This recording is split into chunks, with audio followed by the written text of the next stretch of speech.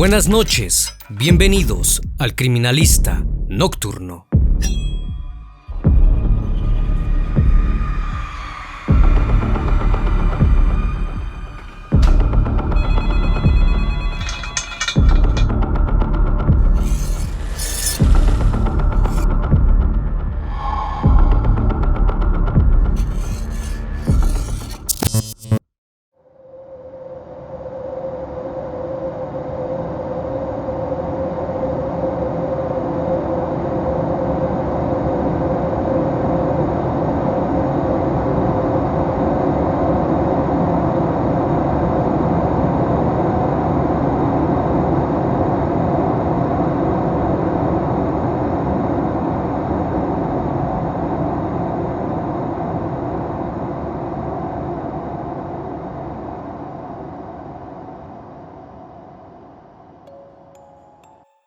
...18 de septiembre del 2016... el dueño de un apartamento donde vivían dos de sus inquilinos junto con sus dos hijos... reportó a las autoridades del municipio de Pios en la provincia de Guadalajara, en España... que algo malo estaba sucediendo... pues hacía un mes que no sabía nada de su inquilino... y no le contestaba el teléfono. Al acudir a la vivienda... se percató de que un mal olor emanaba del interior... por lo que intuyó de inmediato que algo malo podía estar sucediendo. Posterior a eso, los vecinos de la urbanización se quejaron de los olores que salían del domicilio, pero atribuían ese olor a las alcantarillas, ya que llevaba muchos días sin llover. Pero el 20 de septiembre, algunos vecinos decidieron entrar a la propiedad y averiguar qué estaba sucediendo. Fue así que se dieron cuenta que algo había al interior. Al levantar la ventana del comedor, un hedor a putrefacción los sorprendió y observaron algunas bolsas en el suelo. Aquel hallazgo desataría una investigación de uno de los crímenes más espeluznantes de la historia en España. El Criminalista Nocturno. Aquellas personas dieron aviso de inmediato a la Guardia Civil, quien arribó de inmediato al apartamento 594 de la calle Los Sauces, en la urbanización La Arboleda. Era aproximadamente la 1 de la tarde, cuando los oficiales encontraron 6 bolsas verdes de basura, perfectamente alineadas y cerradas con cinta americana, con la intención de que el olor de la putrefacción tardara lo máximo posible en traspasar las paredes. Al abrir una de ellas, observaron un torso humano y al palpar las bolsas, se dieron cuenta de la presencia de más restos humanos. El equipo de criminalística se hizo presente y procedieron con el levantamiento de los restos que pertenecían a 4 personas. La Guardia Civil no tardó en confirmar la identidad de las víctimas. Se trataba de Marcos Campos Noguera y Janaína Santos Américo, ambos de 39 años y originarios de Brasil, y sus hijos Carolina, de 4 años, y David, de 1, cuya familia eran los inquilinos de la casa. La necropsia indicó que Marcos Noguera presentaba 17 heridas punzocortantes, 14 de ellas en la zona cervical, además de que presentaba 3 heridas de lucha y forcejeo en las manos, mientras que Janaína, la esposa, recibió 2 heridas mortales que cortaron la yugular. Ambos habían sido descuartizados. En cuanto a los pequeños, tenían 2 heridas punzocortantes en el cuello, hechas en forma de zigzag, las cuales los ultimó de forma instantánea. Las heridas se produjeron en zonas vitales que dan riego sanguíneo al cerebro, produciendo inmediatamente la pérdida de la conciencia. Por consiguiente, quien sea que haya perpetrado el crimen, tenía la plena seguridad de que los tenían que asesinar. Se logró establecer que los cuerpos llevaban por lo menos un mes al interior. El apartamento había sido limpiado escrupulosamente. No había comida en el refrigerador, ni tampoco tenía muebles, puesto que solo llevaba unos meses alquilando dicho inmueble. Lo relevante del crimen fue que ni las puertas ni las ventanas habían sido forzadas, de modo que es muy posible que la familia conociera a su o sus agresores, o bien, probablemente los esperaron en la puerta y ahí los amagaron. Por lo que los agentes de la Guardia Civil descartaron por completo el robo como móvil del crimen múltiple. Para los investigadores, el desmembramiento de los cuerpos de los dos adultos es interpretado como una señal para terceros, es decir, la policía creía que el crimen había sido un ajuste de cuentas y una forma de hacer llegar el mensaje de que, si otros hacían lo mismo que las víctimas, acabarían como ellas, pues pensaban en un principio que el suceso había sido obra de algún sicario y el hecho de que el asesino o asesinos no tuvieran ningún problema en no ocultar los cuerpos llevaba a pensar que tampoco les importaba que el asesinato fuera descubierto. Por esa razón, la Guardia Civil pidió a las autoridades brasileñas un listado de los sicarios más relevantes de Brasil para ver si podían detectar que alguno hubiese podido visitar España en los últimos meses. También se revisó la lista de pasajeros que llegaron desde Brasil al aeropuerto de Barajas en el mes de agosto. La policía española, en coordinación con las autoridades brasileñas, buscaban a los autores del crimen, quienes ya tenían por lo menos un mes de margen hasta que los asesinatos fueron descubiertos. Hay otro dato que es relevante. Al parecer, ninguno de los vecinos oyó ninguna señal de pelea o gritos la semana en que ocurrieron los crímenes. Por el contrario, lo primero que les llamó la atención fue el silencio sepulcral que envolvía al apartamento, ya que los días anteriores se podían oír perfectamente las voces de los niños mientras jugaban. Además, observaron que nadie recogía las barras de pan que un repartidor llevaba a diario a la familia. También llamó la atención el hecho de que no vieran a Marcos cuando iba al supermercado, pues por lo general era el único que siempre se dejaba ver. Esas acciones despertaron la inquietud de algunos vecinos, quienes conforme fueron avanzando los días, se percataron del terrible olor proveniente de aquel lugar, por lo que surgió otra hipótesis. Quizás el crimen no se cometió en el apartamento y tal vez no estaban ante un lugar de los hechos, sino ante un lugar del hallazgo. Una de las teorías es que la familia pudo haber sido asesinada en otro lugar y trasladada después a su vivienda, en la urbanización La Arboleda de Pios. Quizás por esa razón se encontró el lugar en perfectas condiciones. La esperanza de saber qué ocurrió fue cuando los agentes observaron que las cámaras de seguridad de la urbanización podrían haber captado todo. Entonces solicitaron las grabaciones. Sin embargo, dichas cámaras no estaban en funcionamiento, así que tuvieron que recurrir a otras zonas más cercanas para identificar a posibles vehículos sospechosos. Marcos Campos llevaba escasos 2 meses que se había mudado a ese apartamento. La última vez que contactó a su familia fue el 17 de agosto, en una conversación por WhatsApp. Unas horas después, él y toda su familia fueron privados de la vida. En aquella conversación con su hermano Wolfram, le comentó que al fin todo comenzaba a tomar forma y que estaba cumpliendo su sueño, que había sido perseguido en España durante 15 años. Le dijo que había conseguido un nuevo empleo con el que ganaría más dinero y además acababa de alquilar un apartamento con una gran piscina. La vivienda era muy grande y sus 2 hijos no dejaban de correr por los pasillos y el jardín.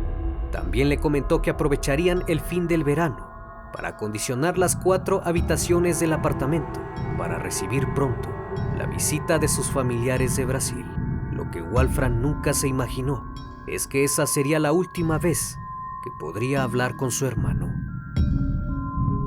Las primeras investigaciones de la policía permitieron establecer que el padre de familia había trabajado como camarero en un restaurante de Alcalá de Henares en Madrid hasta el mes de abril, y el 21 de julio se había mudado al apartamento en Pios y recién se encontraba trabajando nuevamente. El matrimonio, de origen brasileño, no tenía antecedentes penales, por lo que agentes del equipo central de inspecciones oculares de la Guardia Civil trabajaron arduamente para recoger todos los indicios posibles del lugar de investigación.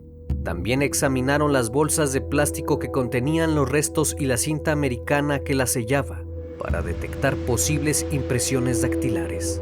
Por otra parte, los investigadores del caso habían comenzado a trabajar sobre el entorno social de las víctimas, para lo cual se hicieron gestiones en Torrejón de Ardoz, principalmente en el restaurante donde había trabajado. La familia de las víctimas residentes de Brasil Dijeron que el matrimonio no estaba escapando de nadie y descartaron que se tratase de un ajuste de cuentas, pues Marcos era un buen hombre, que no tenía vicios y no se metía en problemas. Marcos llevaba viviendo 10 años en España. Su primer trabajo ahí fue en una churrasquería y desde entonces comenzó a trabajar en restaurantes y tenía la ilusión de comprar su propia casa en ese país. Aún así, de vez en cuando visitaba a su familia en Brasil. En uno de esos viajes, Marcos conoció a Janaína en la ciudad de João Pessoa, en Brasil, y ahí tuvieron a su primera hija. Años después, contrajeron matrimonio y se casaron el 28 de agosto de 2013. Entonces Janaína decidió mudarse con su marido y su hija a España, donde él ya vivía hacía 10 años, y quería aprovechar la oportunidad que le dieron de trabajar como gerente de un restaurante en Valladolid, al norte de España. En esa ciudad la pareja tuvo a su segundo hijo, David. Posteriormente, el restaurante donde trabajaba Marcos quebró. Fue entonces que tomaron otro rumbo y se mudaron a Torrejón de Ardoz, donde vivieron algún tiempo. Sin embargo, Marcos no era el único de la familia que vivía en España, pues un sobrino suyo llamado Patrick Noguera se había mudado con ellos en marzo del 2016 para intentar formarse como futbolista. No obstante, el joven tenía un historial violento y tras su llegada los problemas entre la pareja comenzaron a surgir. Fue entonces que decidieron mudarse a Pios. Al saber esto, la policía comenzó con la búsqueda del sobrino, pues temían que también le hubiesen privado de la vida. La Policía Judicial de Guadalajara logró encontrar su dirección en un inmueble de Torrejón que compartía con otro brasileño y con una pareja española. Una vez ahí recogieron abundantes restos genéticos, aunque los oficiales no pudieron encontrarlo, pero pudieron verificar que Patrick tenía reservado un vuelo a Brasil y se había marchado el 22 de septiembre, 2 días después de que la Guardia Civil hallara los cuerpos. Hizo escala en Portugal y ya en Brasil lograron verlo por las cámaras de seguridad. A su llegada fue recibido por un hombre que más adelante se pudo identificar como su progenitor, con quien tenía previsto un viaje por Europa entre finales de octubre y mediados de noviembre. Por otra parte, el análisis de los indicios recabados en el lugar iba en progreso y solo estaban a la espera de encontrar algo relevante para el esclarecimiento del hecho. En el lugar se lograron encontrar restos biológicos y una huella hemática de zapato cerca de la piscina del inmueble, y lo que el ojo humano no puede ver a simple vista fue revelado por el Blue Start y la luz negra. Una gota de sudor en el suelo de la casa condujo hasta el ADN de Patrick Noguera. Con la misma secuencia se obtuvo uno de sus cabellos, así como una huella dactilar oculta bajo la cinta aislante, con la que fueron precintadas las 6 bolsas de basura en las que fueron colocados los cuerpos. Además, otra huella dactilar fue encontrada en el mango de una sartén de la vivienda y en uno de los cuchillos de la cocina. Al compararlas con las bases de datos, coincidieron con las del mismo sujeto. Pero aún más intrigante fue el encontrar que la ubicación y los mensajes llegados a su móvil el día 17 de agosto le ubican en la casa de sus tíos. Incluso el registro del transporte indicó que tomó un autobús con destino a Guadalajara ese día y que regresó a la mañana siguiente. Todo esto confirmado por las cámaras de seguridad que le grabaron en el camino de ida y vuelta, y donde se pudo establecer que llegó a Pios cerca de las 3:30 de la tarde de ese 17 de agosto. Cuando los investigadores del caso se contactaron con la familia de este, ellos dijeron que era obvio que se hubiesen encontrado sus huellas y su ADN en el lugar, puesto que había vivido con ellos durante algún tiempo, aunque las huellas dactilares encontradas en las bolsas de basura lo involucraban con el crimen. Ahora la policía española ya tenía a un sospechoso, por lo que el juez número 1 de Guadalajara dictó auto de prisión y detención europea e internacional contra Patrick Noguera por su presunta relación con los hechos. Según autoridades brasileñas, luego de que el joven supo que lo estaban buscando, buscó a un abogado, quien le aconsejó acudiera a testificar de manera voluntaria ante la policía de Paraíba, en donde también se sometió a análisis de sangre para cotejar su ADN con las muestras recogidas. Cuando se le preguntó por qué había huido a su natal Brasil, él mencionó que su hermana Hannah Noguera, al enterarse de la noticia de su tío, le recomendó que regresara de inmediato a su país, puesto que podría ser el siguiente de la familia en ser asesinado. A pesar de esta información, el juez de España estaba convencido de que aquel individuo tenía alguna relación con el crimen. Incluso se llegó a especular que posiblemente tenía la intención de llevarse los cuerpos para que pareciera una desaparición o enterrarlos en el patio de la casa, pero por alguna razón no lo pudo hacer, tal vez porque pensó que si regresaba, alguien lo podría reconocer. Sospechosamente, nunca alertó a su padre de que no tenía noticias de sus tíos. Las personas que lo conocían de vista dijeron que el joven hizo su vida normal, iba al gimnasio y regresaba a casa todos los días. Además, al enterarse de la terrible noticia, nunca le pasó por la cabeza presentarse a la comisaría y colaborar con la investigación. Todas aquellas acciones y pruebas que lo incriminaban estaban a la espera de ser respondidas. La Guardia Civil de España pronto viajaría a Brasil para interrogar al sospechoso, pero inesperadamente algo ocurrió. El 19 de octubre de 2016, Patrick Noguera llegó sorpresivamente y por voluntad propia al aeropuerto Adolfo Suárez Madrid-Barajas, y a eso de la 1:30 de la tarde fue detenido y custodiado por agentes de la Guardia Civil, que le condujeron hasta la comandancia de Guadalajara hasta que pasara a disposición judicial. Según sus palabras, su hermana lo convenció de que regresara a España, ya que en las prisiones de Brasil no podían garantizarle su integridad física. Al ver todas las pruebas que tenían en su contra, fue convencido de que sería mejor estar en una prisión española que en una prisión brasileña. La Guardia Civil no tenía ninguna duda de que Patrick era la persona que había asesinado a la familia. Conocía bien el lugar, porque él mismo se encargó de encontrarles la casa, además de que sabían que la convivencia de él con la familia no era muy buena.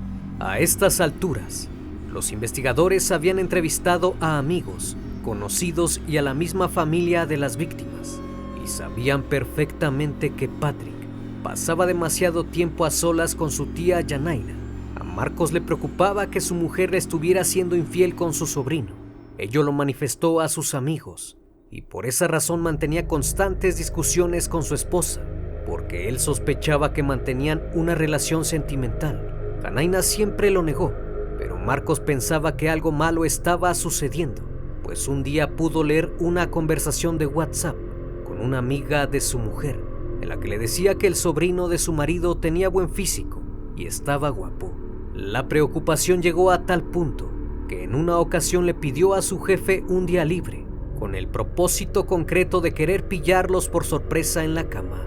Aunque las conversaciones de WhatsApp que Yanaina mantenía con su tía indicaban que la mujer se quejaba del comportamiento de Patrick, decía que aquel chico era muy raro, que cuando venía de entrenar del fútbol y del gimnasio, se encerraba en su cuarto y decía oír voces y que una sombra negra le acompañaba. En una ocasión ella se asustó demasiado, luego de que el joven le gritó que dejara fuera de la casa al pequeño recién nacido, porque no dejaba de llorar. Le dijo que igual si lo dejaba afuera se congelaría o alguien se lo llevaría. En una ocasión su pequeña hija estaba llorando. Ante esto, Patrick le dijo a Yanaina que debían tirarla a la basura. Todas estas situaciones incómodas por la presencia de Patrick en la casa llevaron a la familia a mudarse a Pios, con la excusa de que necesitaban una casa más grande para pasar la Navidad. Los 4 se mudaron al departamento. Sin embargo, el chico no lo tomó muy bien y planeó vengarse por ello. Durante el interrogatorio, la policía le preguntó a Patrick sobre su relación con la esposa de su tío, y este negó cualquier relación sentimental con ella, más allá del cariño que le tenía. Aseguró no saber por qué los asesinó. Simplemente se limitó a decir que sabía que eso pasaría, que se le había venido a la mente y que lo tenía que hacer. Y él únicamente obedecía a lo que su cuerpo le mandaba. Era como una necesidad interna que debía satisfacer. Pero el comportamiento de este chico no era nada nuevo para sus familiares. Patrick nació y creció en la ciudad Altamira, en el estado de Pará, al norte de Brasil, junto con sus 2 hermanas, sus padres Soraya y Francisco. abrieron una clínica de radiología y se convirtieron en una familia de buen estatus e influyente en esa ciudad. De pequeño, Patrick fue monaguillo en la iglesia. Aún así, sus padres siempre tuvieron problemas con su comportamiento. Sus profesores en el colegio lo catalogaban como un chico con una personalidad muy fuerte y agresiva. Constantemente se metía en problemas con sus demás compañeros y su desempeño académico era muy deficiente. Debido a la problemática de su entorno, tuvieron que cambiarlo de colegio. Sin embargo, nada de eso solucionó los conflictos. Por el contrario, cuando pasó a la adolescencia, fue expulsado de la escuela. Los directivos solicitaron su baja, pues era una persona muy rencillosa y buscaba pleitos tanto con los alumnos como con los profesores. Acudía a las fiestas y se relacionaba con las demás personas, aunque no era muy popular con las chicas, y de hecho, nunca tuvo alguna relación formal. El 12 de junio de 2013, cuando Patrick tenía 16 años, se encontraba en su clase de biología. El profesor de esa clase le había puesto una mala nota y por esa razón comenzaron a discutir. Minutos más tarde, mientras el profesor se encontraba dando la clase, el chico se levantó y sacó una navaja y frente a todos los alumnos, apuñaló por detrás a su profesor, primero en el cuello y luego en el abdomen. Cuando este cayó, Patrick se quedó de pie junto a él, observándolo mientras se desangraba. Debido a esto, fue acusado de tentativa de homicidio y fue internado en un centro para menores, en donde solo estuvo 45 días. Cuando le preguntaron por qué había agredido a su profesor, él contestó que lo había hecho porque quería darle un susto a su maestro, pero que todo había sido porque le puso una mala calificación. Luego de este suceso, sus padres lo sacaron de la ciudad y estuvo viviendo con algunos parientes cercanos hasta que llegó a João Pessoa. Y como sabía que Marcos, su tío, vivía en España, decidió probar suerte como futbolista en aquel país, pues tenía la ilusión de formar parte del Real Madrid. Toda su familia pensaba que quizás el chico cambiaría una vez que se mudara a España. Marcos lo recibió con los brazos abiertos y le permitió vivir en su casa mientras establecía en aquel lugar. Sin embargo, la relación que tenía con su tía y sus sobrinos no era precisamente buena.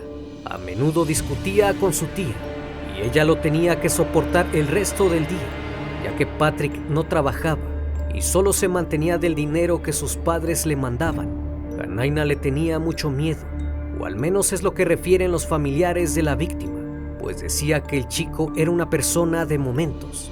Siempre demostraba tener mucha ira y odio, y de un momento a otro cambiaba su comportamiento. Ella pensaba que su sobrino tenía una obsesión con ella, pues muchas veces se le paseaba con ropa interior y la observaba muy extraño. Pero lo que terminó con su paciencia fue cuando toda la familia se fue y lo dejó solo. En ese momento, todo se derrumbó y fue entonces que Patrick Noguera decidió asesinarlos. Los hechos sucedieron así. El día 17 de agosto por la mañana, Patrick acudió al gimnasio como de costumbre. Sin embargo, solo estuvo algunos minutos y se fue. Regresó a casa y ya por la tarde tomó un autobús de Alcalá de Henares a Pios. Llevaba consigo unas pizzas para invitar a su familia. No obstante, durante el camino todo cambió y sintió unas profundas ganas de asesinar. A eso de las 3:55 de la tarde, llegó al departamento de sus tíos. Él sabía perfectamente que Marcos se encontraba trabajando y que Janaina estaba sola con los niños. La tía confiada abrió la puerta y se topó con el joven que había comprado minutos antes 2 pizzas. Les dijo que los invitaba a comer y así lo hicieron todos juntos en el jardín. Mientras platicaban, el chico buscó por internet cómo asesinar a alguien en 3 segundos. Luego de unos minutos, Janaina entró a la vivienda y se dirigió a la cocina para colocar los platos en el fregadero y meter más pizzas al horno, cuando de pronto el joven se le acercó por la espalda y se colocó a su lado. En ese momento sacó una navaja y la apuñaló en el cuello en 2 ocasiones, sin que ella tuviera tiempo de percatarse de nada. Únicamente atinó a morder la mano de Patrick. Su cuerpo yacía sobre el suelo en un charco hemático. Posteriormente se dirigió al salón donde estaban sus 2 primos menores. los cuales presenciaron el asesinato de su madre, pero al ser tan pequeños, no comprendían lo que pasaba. Mientras comete estos hechos, va narrando a su amigo Marvin Enríquez, residente en Brasil, todo lo que va haciendo a través de mensajes de WhatsApp e incluso le envía algunas fotos. Dentro de aquellos terroríficos mensajes, Patrick se mofa con su amigo y le dice que los niños no corrieron cuando se les iba a asesinar y que se agarraban de él, lo cual le causaba mucha gracia. Se reía de los niños porque no corrían. Después de esto, acabó con los pequeños y los colocó encima del cuerpo de su madre en la cocina. Una vez hecho esto, se sentó a descansar y no paró de mandar mensajes a su amigo. Luego de eso procedió a limpiar el lugar con lejía para que no quedase rastro de su presencia. Primero planeó enterrar a su tía y a sus primos, pero luego optó por meterlos en bolsas y seccionar el cuerpo de Janaína en partes para facilitar el acomodo. Cuando dieron las 6:45 de la tarde, aún estaba limpiando el suelo y le mandó un mensaje a su amigo diciéndole que estaba feliz.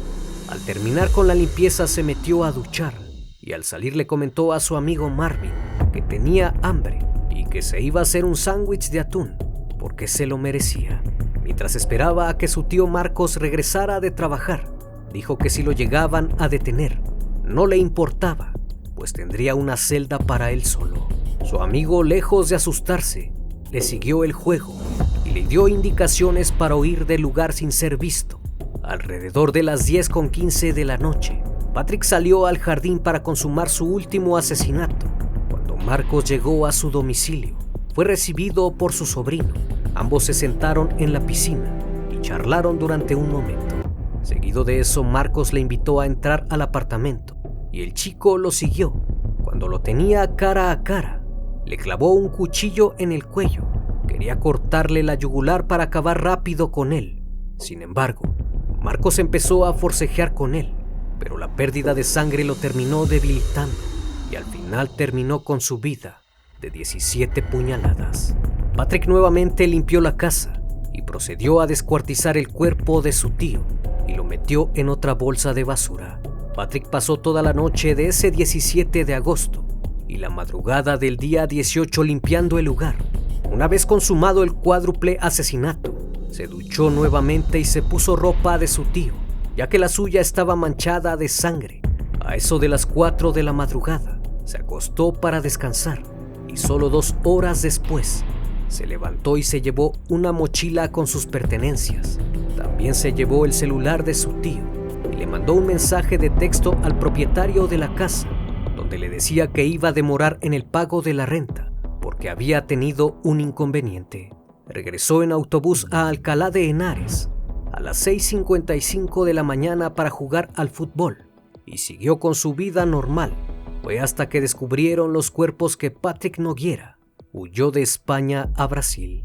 Todo se vino abajo cuando los peritos encontraron rastros genéticos en las bolsas y en algunos utensilios de la casa, así como en un recipiente de detergente, en un cochecito de juguete y en un cartón de leche, así también en unas sábanas de estampado floral.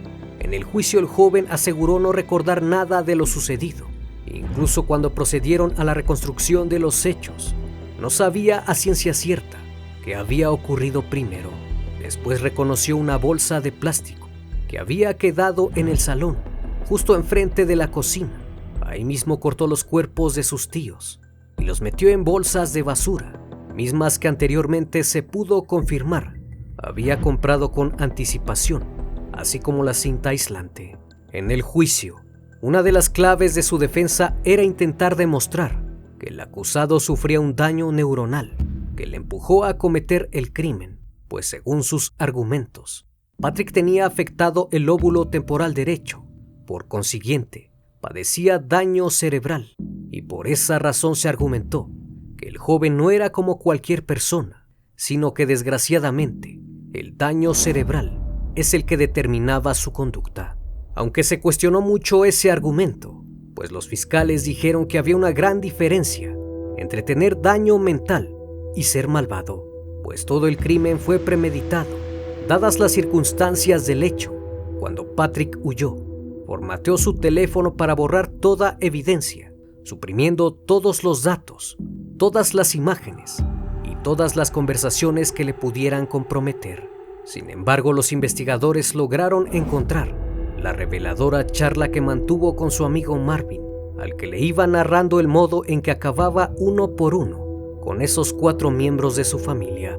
Se tuvieron que analizar cerca de 5.848 registros en el historial de Internet, 1.631 elementos buscados, 54 contactos, 77 llamadas, 24 conversaciones, 15 por WhatsApp, 73 ubicaciones, 36 notas, 58 mensajes, 600 audios y 66 videos, y un total de 2.676 imágenes. Patrick fue descrito como un psicópata manipulador, con absolutamente total falta de empatía y con predisposición al asesinato, perfectamente consciente del bien y del mal.